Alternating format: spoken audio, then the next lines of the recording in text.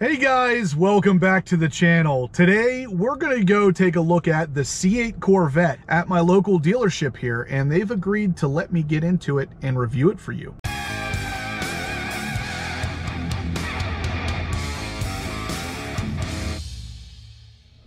There it is, guys. We made it to the dealership. We're gonna head in and take a look at that C8 now. I can't freaking wait to finally sit in this car.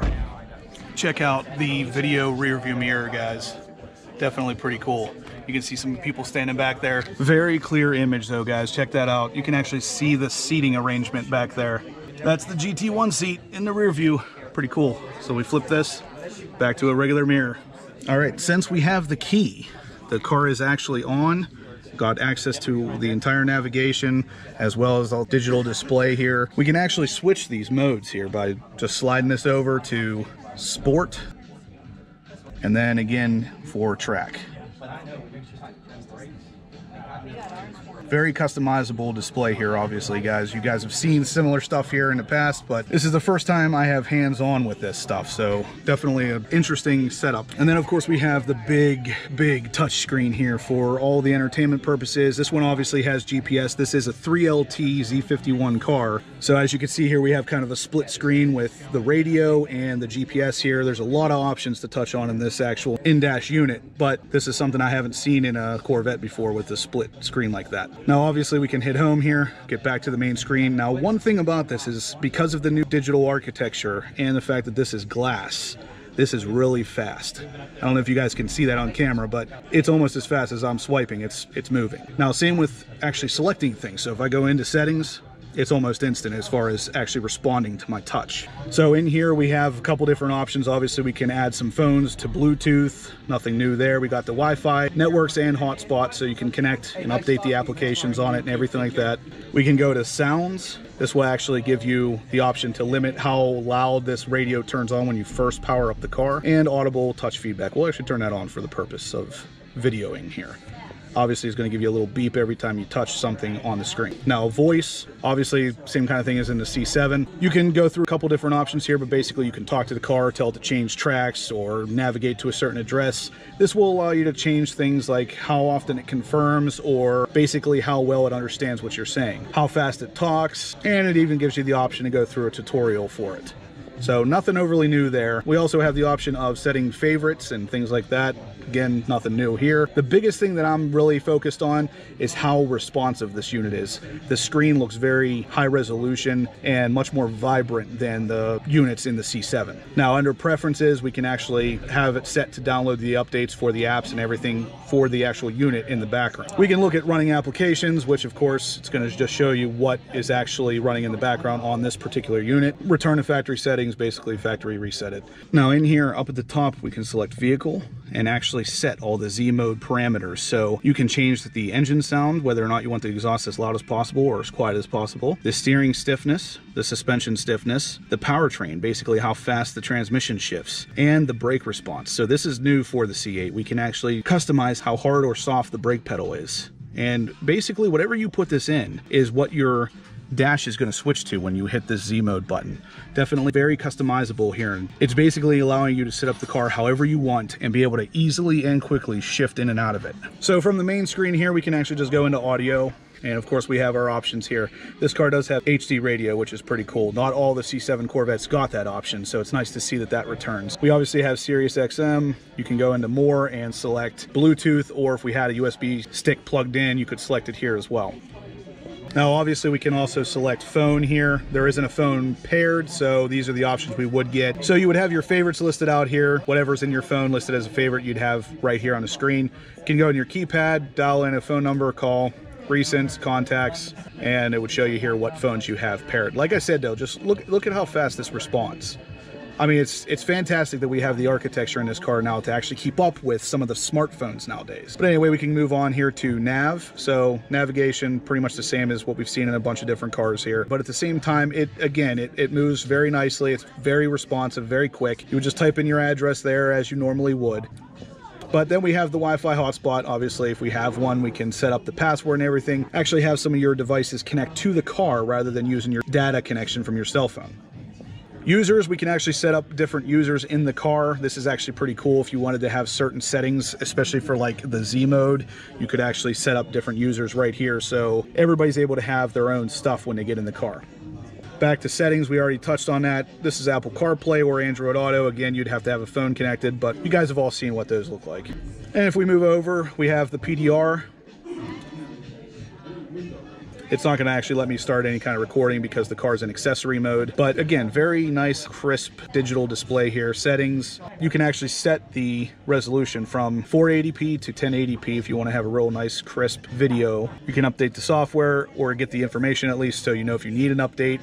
You can have it record audio, which definitely should always be doing that. But this is not too different from the setup in the C7. The PDR is definitely a nice feature to have, especially if you do a lot of track driving or just for valet mode. We can go into climate here, obviously turn it on and off, and actually change all the settings right from here as well. This is pretty nice. Rather than messing with a giant center stack of buttons here, you can actually just go right in here, change whatever you want, and it's got a nice little graphic to it, and very responsive, like I said. And of course we have our cameras, so we can look at the front camera with some lines, split the two bottom ones so we have a real good idea if we're going to hit anything with the front of the car. And then we have the rear camera here. You can see again those seats right behind me and a couple guys over here talking. But basically these cameras are pretty high resolution. They're fairly responsive on the actual screen here as to how fast they come on when you press the button. This is the back camera at a wider angle. So between this and the actual rear view camera, I actually prefer the rear view camera. The quality seems like it's a little bit higher up there than it is on the bigger one in the back here. But anyway, guys, that's basically it for the infotainment system. I mean, aside from the fact that it's very responsive and it has the option to split the screen like this, it's pretty much the same as what we've seen in a couple different GM vehicles. But this one is just very responsive, very quick. This is definitely bringing it up to smartphone responsiveness, which is amazing. It's about time we finally got there. This is definitely deserving technology for this car. And moving on to the digital in-dash display here, you guys can see it is still the same kind of high resolution, really crisp graphics type display as we get with the infotainment system. But the thing that's really good about it is, just like with the infotainment system, it's really responsive. So obviously this is not a touch screen, but if we go down here to the mode selector and actually change what mode we're in, you can see down there at the bottom, it moves pretty quickly. So again, really, because of the digital architecture, it is much faster. So everything responds quicker, has more bandwidth for better graphics, higher resolution screens, and everything looks really good. I'm in accessory mode here, so we got a couple of things lit up that wouldn't normally be lit up, but definitely looking good here, guys. Right off the bat, I'm very impressed with this, and overall, I'm very impressed with the car. Like I said, this is the Sebring Orange 3LT Z51 package with the front end lift. Basically every option checked for the most part as far as the interior goes. Now this car obviously has the leather wrapped steering wheel, no suede here, which is actually my preference anyway. I'd prefer the leather on the steering wheel, but we have the double stitching throughout the airbag here as well. Looks really clean, really nice. The metal paddle shifters, very crisp sounding. And from what I understand, under 100 milliseconds shift time because of the dual clutch transmission. So everything is looking really good. I know whenever I first looked at the steering wheel, I didn't like it, but in person, it feels really good in the hand, and it gives you a very clear area of view to that actual speedometer in there. And this is important information, guys. I mean, obviously you're gonna need to know a lot of what this display has to show you while you're on the track or even just daily driving. So this is a really good and practical design. After seeing it in person, I'm a fan. It looks good. I really like it. Now, if you guys watch whenever I press the Z mode here, it actually switches the whole dash over and puts a little Z right there. So this would be someone's pre-programmed Z mode. It also lights up the button on the steering wheel.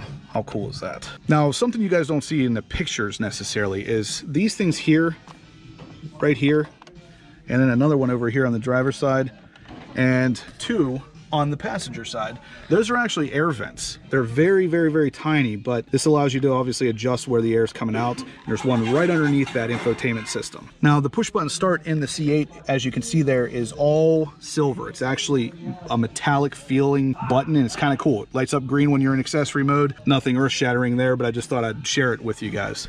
Now, if we come over here to the center stack of buttons, this is everybody's favorite addition to the C8. If we actually turn on climate control, you can see we got some lights here, and up here we actually have the temperature. So we can control the temperature here, or even over on the infotainment system like I showed you guys earlier. We can go into climate and we can see all the same options here. So you can change it here, and as you see, if I change it on the screen, it's also changing it there. So we have all these options laid out in front of us that can actually be changed on the screen as well. Definitely cool stuff. This in person does not look anywhere near as intrusive as it does in some of the photos. I wasn't a fan of this originally, but it actually looks pretty decent in person. It does separate from the passenger quite a bit, but oh well, they'll have to live with that. Now, since this is a 3LT, as you can see up on the dash here, we got all the double stitching and Nappa leather. This is all covered with Nappa leather, and that is a far reach for the front windshield. It is sloped very hard down, but it looks great. All the quality up here looks very good. I'm not seeing anything that tells me that anything is going to be a problem in the future. If we come over here to the passenger side, you can actually see there's a button right here. If I push that, that's what opens up the glove box. So it's still an electronic actuator, just like it was in the C7, just placed in a little bit of a different area. And if we come down here in the glove box, you can actually see right there, there is a spot for a memory card, just like in the C7 as well. Odds are good that is for the PDR. Now, this particular car, like I said, has a lot of the options checked. We also get the carbon fiber interior package. So that puts some carbon fiber right there, some carbon fiber over on the passenger door panel, as well as the driver's door panel, and up on top of the actual speedometer area. So very classy look, guys. It definitely has the look of a high-end sports car here. And while we're looking at this beautiful laid out carbon fiber here, this is actually the button to bring in the side view mirrors. So if I press this button, there it is, brings them in, so now we can park in a little bit of a tighter space. So I'll press it again, and as you notice, it also pushes out the passenger side one as well. Definitely cool. I really like that feature. I definitely missed it on the C7 Corvette. Now, on top of the carbon fiber, we have a lot of aluminum and leather and suede. So this car basically has all of the high-end materials. GM basically says that there's nothing in this car you can touch on the interior that isn't aluminum, carbon fiber, leather, or suede wrapped. Basically saying no plastic on the interior. It's looking pretty good here though, guys.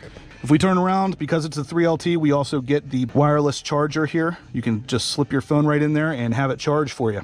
Now, right above it is actually a speaker. Because it's a 3LT, we get the upgraded Bose sound system.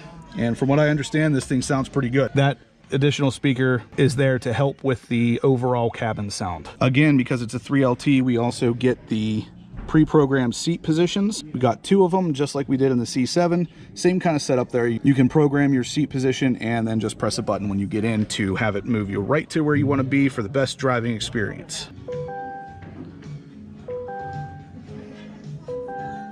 That's the door chime. Irrelevant, but different. So anyway, guys, on the door panel here, we can see down here, you can actually pop the frunk or the trunk right here. So either one of those 2 buttons will allow you to pop those. And over here, we have the options for the heads-up display. Just like on the C7, we have the same kind of setup there. Underneath there, we have the option to dim the display and your parking brake. And then when we open up the door, we get the Stingray Sill Plate. It's kind of marked up because, again, there's been a bunch of people climbing in and out of this thing all day. So this is still pretty cool. It's nice to see. It's got almost a carbon fiber look to it, and it welcomes you into the C8. Now, if we come here to the center console, it's actually really small. And if I open it up right here, there's just a button you push, and then it will open. This doesn't feel the highest quality to me, but I'm going to reserve final judgment for the final production car since this is a prototype technically. Now, if we look in here, it's not overly deep. Maybe 3 or 4 inches deep. You're not going to get a whole bunch of stuff in there. Back here we have our normal array of connections: USB-C, USB-A, and a 3.5mm headphone jack, as well as an SD card slot right here at the top. So we got a good bit of connections in the car. Yeah, I don't know about that part, but like I said, hopefully that's a prototype issue. Now, probably the most discussed problem with the Corvette for years now is this guy right here. So we have obviously the cup holders. If I open this up, it is actually improved. These are much deeper and it feels less cheap, I guess, than it has in the past. I think these would actually hold a cup. How about that, guys? This new C8 can actually hold your cups. That's reason enough to buy it right there, right?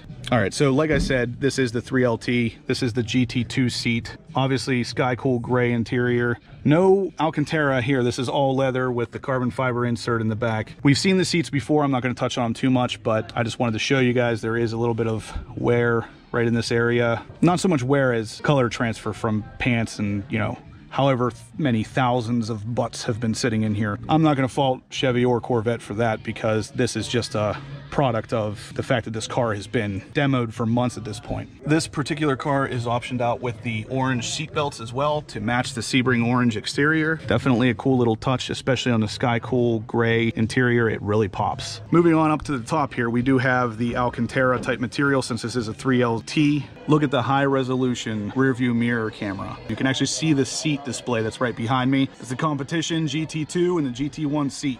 Very clear, very crisp. Definitely an awesome addition to this car. We have the home link buttons for your garage door openers. Of course, we got, well, we would have a mirror there, but LED lights there as well, so nothing earth-shattering. Pretty similar to stuff to the C7, guys. This is all Alcantara, and up here we have the airbag as well as the OnStar buttons, your hazard buttons, and the alarm, so we can disable the alarm right up there as well. Normally some of these buttons are actually in the mirror, but because this is a camera mirror, they moved them up here. Definitely an interesting touch there.